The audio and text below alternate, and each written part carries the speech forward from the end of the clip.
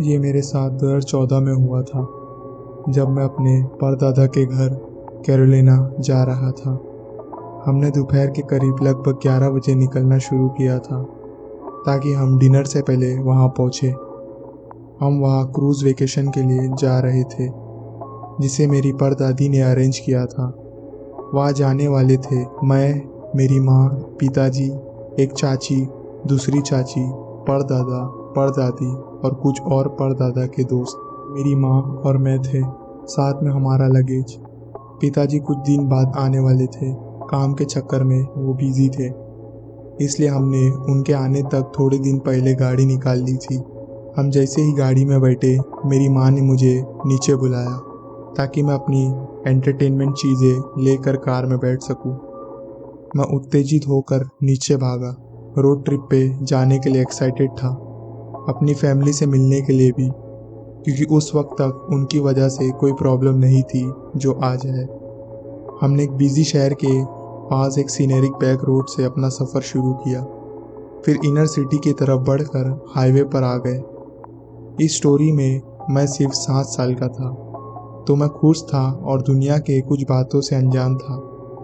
मैं तब माइनक्राफ्ट और दूसरे गेम्स कलेक्ट करने में लगा रहता था, ज़्यादातर की दुनिया के खतरनाक और अजीब लोगों के बारे में सोचने की ज़रूरत नहीं थी।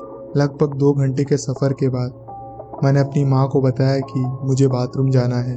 मैंने 2 बोतल पानी पी रखा था। ब्लैडर कंप्लेन कर रहा था। शहर के पास पेट्रोल पंप्स और कॉर्नर स्टोर्स थे जहां हम रुक सकते थे। मेरी माँ ने मुझसे पूछा कि क्या मैं भूखा भी हूँ। मैं एक्साइटेड होकर हाँ कह दिया, क्योंकि मुझे पता था कि मुझे यहाँ जंक फूड मिलने वाला है जो मैं ज़्यादा नहीं खा सकता। हमने एक एग्जिट पर रुक कर मैं सीट से उत्तेजित होकर बाहर निकला। अपनी पसंदीदा चिप्स, कैंडीज और कोल्ड ड्रिंक लेना चाहता था, जिसे मैं बाद में रिग्रेट करूँगा, लेकिन अभी खुश था। हम गाड़ी से बाहर निकले। माँ ने पर्स लिया और हमने अंदर जाने का रास्ता चुना, बाथरूम के लिए। मैं बाहर पेशेंटली वेट किया, बाथरूम यूज़ करते वक्त। कुछ मिनट बाद मैं बाथरूम से बाहर निकला और हम स्नैक्स और ड्रिंक्स लेकर घूमने लगे। लेस, कैंडीज, चीटोस और एक स्प्राइट और पानी कूलर से लिया था। मेरी माँ ने भी कुछ चीज़ें ली और हम ऊपर के काउंटर पर गए। लाइन में खड़े होकर मैं पार्किंग लॉट में कार्स की गिनती कर रहा था, क्योंकि उस समय मुझे कार्स के प्रति कुछ खास लगाव था। माँ ने मुझे अपनी तरफ खींचकर लाइन में आगे बढ़ा दिया, जैसे 7 साल के बच्चे के साथ करते हैं नॉर्मली, वैसे ही। हम काउंटर तक पहुंचे, कैशियर को हेलो कहा और अपनी चीज़ें खरीदी। मैं कुछ सेकंड्स के लिए देखते रहा, जब मुझे एक आदमी नजर आया। वो red Naik hoodie, black sweat pants, black shoes और सनग्लासेस पहन कर आया था। मैं उसे सनग्लासेस की वजह से नोटिस किया, क्योंकि वो दुकान के अंदर भी सनग्लासेस पहने रखा था। वो कैशियर के काउंटर पर कैजुअली खड़ा था। उसके चेहरे पर एक फ्रेंडली मुस्कुराहट थी, लेकिन फिर कुछ हुआ जो सब कुछ जल्दी ही बदल गया। वो आदमी प्लेफुली काउंटर पर हाथ मार रहा था और दोस्ताना टोन में बोला, give me all your money. Cashier confuse था, क्योंकि आदमी ऐसा बिहेव कर रहा था जैसे उन्हें जानता हो, लेकिन फिर आदमी सीरियस हो गया। हाथ काउंटर पर मारना बंद करके गन निकाल कर पैसा मांगने लगा। ये बार वो सीरियस था और उसकी डिमांड अब मजाक नहीं थी। मेरी माँ ने मुझे धकेल कर बाहर ले जाने लगी। कंफ्यूजन और हैरानी से उस घटना को देख रहा था। उसने मुझे कार में डाला और पार्किंग लॉट से जल्दी निकाल दिया। आखिरी बार मैंने गैस स्टेशन को देखा। वहां पर वो आदमी कैशियर के सर के पीछे गन रख के कुछ कह रहा था, लेकिन मैं कुछ सुन नहीं सका। 7 साल हो गए इस घटना को, लेकिन गैस स्टेशन आज भी मुझे नर्वस और अनईजी फील देता है। आखिरी बार मैंने देखा कि वो दुकान को तोड़ दिया गया था और वहां एक नई बिल्डिंग बनाई गई। ये घटना जैसे ड्रामेटिक और केओटिक एंडिंग नहीं है जैसा कुछ लोग उम्मीद करते हैं, लेकिन मेरे लिए ये एक स्कैरी और ट्रॉमेटिक एक्सपीरियंस था। इसलिए मैंने सोचा कि मैं इसे शेयर करूं और देखूं क्या कोई और भी ऐसा एक्सपीरियंस शेयर कर सकता है या इस घटना के बारे में कुछ और जानता है।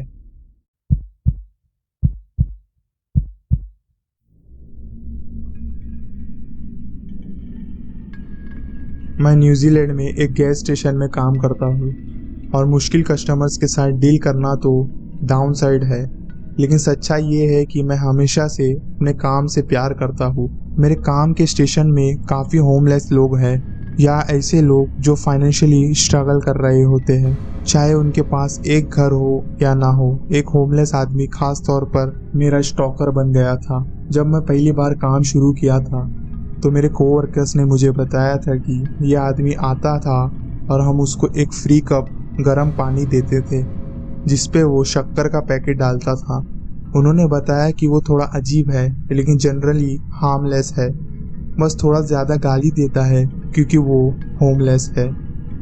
गर्मियों में मुझे इस पर दया आई थी, इसलिए मैंने खुशी खुशी उसको पानी दिया, लेकिन यह आदमी सिर्फ पानी नहीं लेता था और चला जाता था। वो अलग अलग नॉनसेंस के चिल्ला पुकार करता था और मुझे कभी समझ में नहीं आता था वो क्या बोल रहा होता था। हर दूसरे शब्द में वो गालियाँ देता था और बीच बीच में बकवास करता था।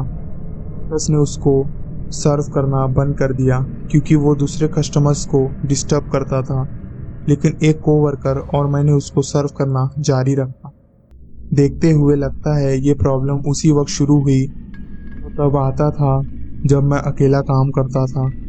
मेरा काम दोपहर के 2 बजे से रात के 11 बजे तक था और वो हमेशा रात को आ जाता था। मेरे ऑफ डेज पर वो नहीं आता था। हर हफ्ते मेरी ऑफ डेज अलग थी, तो शायद उसने देखा और याद किया था कि मैं कौन से दिन काम करता हूँ। मुझे नोटिस किया गया कि वो दिन भर मेरे पास से गुजर कर मेरी काम की टाइमिंग जान लेता था। मैंने उसे काफ़ी बार ऐसा करते हुए देखा। मुझे उसके प्रेजेंस और उसके मुझे देखने से अनकंफर्टेबल होने लगा, लेकिन अच्छे परिवार में बड़े होकर मुझे किसी को रिजेक्ट करने में हिचकिचाहट होती थी। मेरे दादाजी ने हमेशा मुझे बचपन से बताया था कि मैनर्स चीप होते हैं और कभी भी चैरिटी से पीठ नहीं मोड़नी चाहिए, इसलिए मैंने उसे सर्व करना जारी रखा।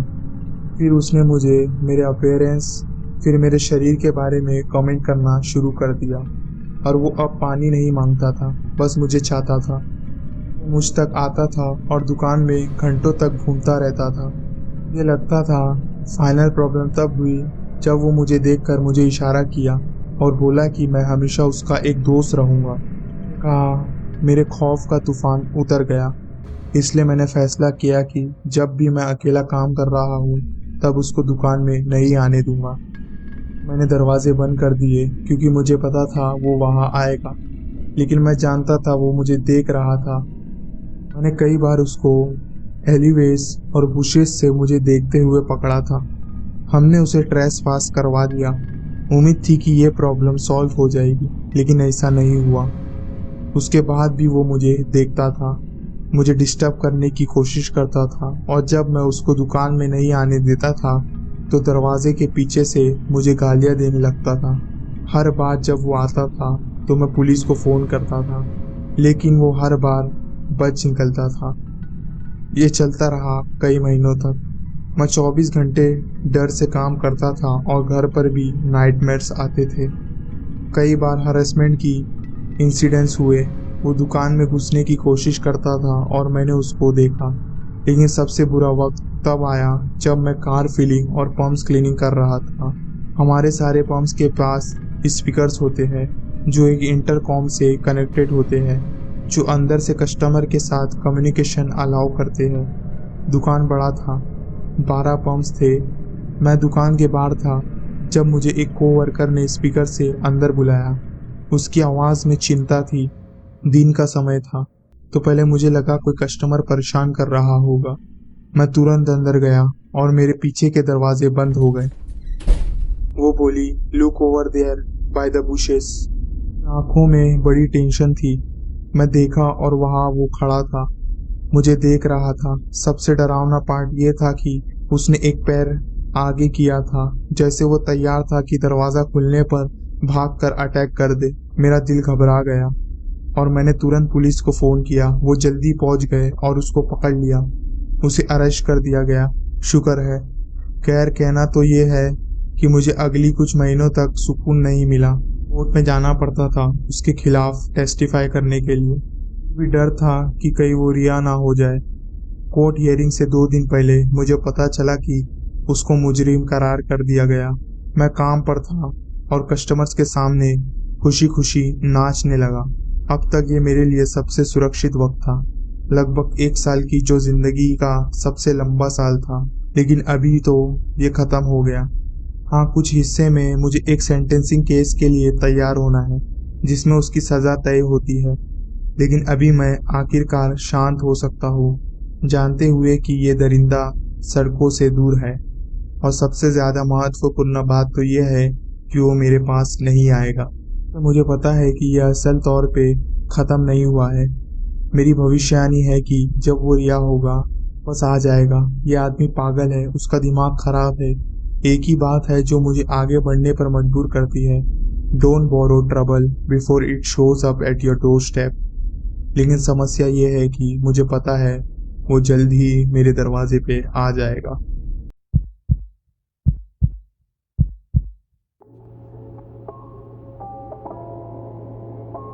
कल रात मेरा बॉयफ्रेंड और मैं यूनिवर्सल स्टूडियोज ओरलैंडो से घर जा रहे थे।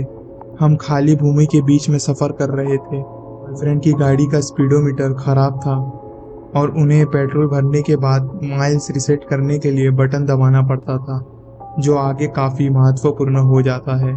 हम खाली रास्ते पर चल रहे थे और आसपास कोई गाड़ी नजर नहीं आ रही थी। बॉयफ्रेंड ने देखा कि मीटर पर 130 माइल का मार्क आ गया है और हमें पेट्रोल की ज़रूरत है, लेकिन कोई पेट्रोल पंप नज़र नहीं आ रहा था। मैंने सर्च किया गैस स्टेशन नियर बाय और हमने एक पेट्रोल पंप ढूंढा। वो पेट्रोल पंप बंद हो चुका था। हमने दूसरा पेट्रोल पंप 5 मिनट की दूरी पर ढूंढा। यहाँ से कहानी अजीब हो जाती है। मैंने सोचा कि उन्हें पेट्रोल की कैप बंद कर दी है और हम फिर से चल दिए इस खाली रास्ते पर। तभी एक जोर से धक्का महसूस हुआ और उन्हें याद आया कि पेट्रोल की कैप वापस नहीं लगाई गई थी। तो हमने कार रोक ली और रियलाइज किया कि कैप अभी भी गाड़ी से जुड़ी हुई है। फिर हम दूसरे पेट्रोल पंप की तरफ निकल पड़े। तभी मुझे एक बुरा ख्याल आया कि कुछ गड़बड़ हो सकती है उस पेट्रोल पंप पर। मैंने उस ख्याल को अलग कर दिया क्योंकि मुझे पता था कि हमें पेट्रोल की ज़रूरत है और हमारे पास एक ही ऑप्शन है, ये वाला पेट्रोल पंप। पहुंचे और रास्ते पर लाइट्स थी। ये रास्ता सीधा एक मृतक अंत पर ले जाता था जहाँ पेट्रोल पंप था। इस खाली एरिया से निकलने का एक रास्ता था, लेफ्ट मारना या सीधा जाना पेट्रोल पंप से बाहर। गाड़ी से बाहर निकले पेट्रोल की सुविधा देखने के लिए और मुझे डर महसूस हुआ। मेरे जीप के नीचे पेट में गुदगुदाहट हुई। मैंने जिंदगी में ऐसा डर कभी नहीं महसूस किया था। डिस्टर्बिंग सिचुएशन में रही हूँ, जैसे कि 2 बार किडनैपिंग से बचना, घर तक फॉलो होना, किसी व्यक्ति को कार से टक्कर मारने पर उसको बेड पर ले जाना और एक अद्भुत घटना में शामिल होना, लेकिन ऐसी डर से कभी गुजरी नहीं थी। मैंने देखा एक वाइट कार लेफ्ट मारने के लिए रुक गई। ध्यान रहे कि इस रास्ते पर कोई भी नहीं था। कार रुकी और उस आदमी ने देखा कि मेरा बॉयफ्रेंड है और वो कार रिवर्स करके उनके पास आए। मुझे ये बात बहुत अजीब लगी क्योंकि मेरे बॉयफ्रेंड की गाड़ी एक अच्छी स्पोर्ट्स कार थी और मुझे तुरंत घबराहट होने लगी। मैं उनका नाम चिल्लाने लगी और उस आदमी ने देखा कि कार में और भी लोग हैं तो लेफ्ट मारने का फैसला किया और तेजी से चला गया। मुझे उनकी नंबर प्लेट का पता नहीं चल सका क्योंकि रास्ता काफी अंधेरा था। यह हालत देखकर मुझे बहुत ज्यादा डर लगा, जिसे आप इमेजिन भी नहीं कर सकते। डर लगने वाला सिचुएशन नहीं लग रहा होगा, लेकिन मेरे लिए ये एक बहुत बुरा अनुभव था क्योंकि मुझे पता नहीं था कि कहीं मेरे बॉयफ्रेंड को लूटने या कुछ और करने की कोशिश करने वाले लोग हो सकते हैं। और वो डर और ख्याल जो मुझे 10 मिनट पहले आया था वो इस सिचुएशन को और भी खतरनाक बना रहा था। हमने एक ऐसा पेट्रोल पंप ढूंढा जहाँ पर असली इंसानों की जिंदगी थी और हम घर सेफली पहुंचे। घर आकर मैंने अपने डैड से सुना कि वो रास्ता जहाँ हम चल रहे थे उस जगह पर कई लोगों की लाशें मिलती हैं कि किसी और को कभी इस तरह की स्थिति का सामना ना करना पड़े। और उस आदमी से जो मेरे बॉयफ्रेंड के साथ कुछ गलत करने की सोच रहा था हम कभी ना मिले।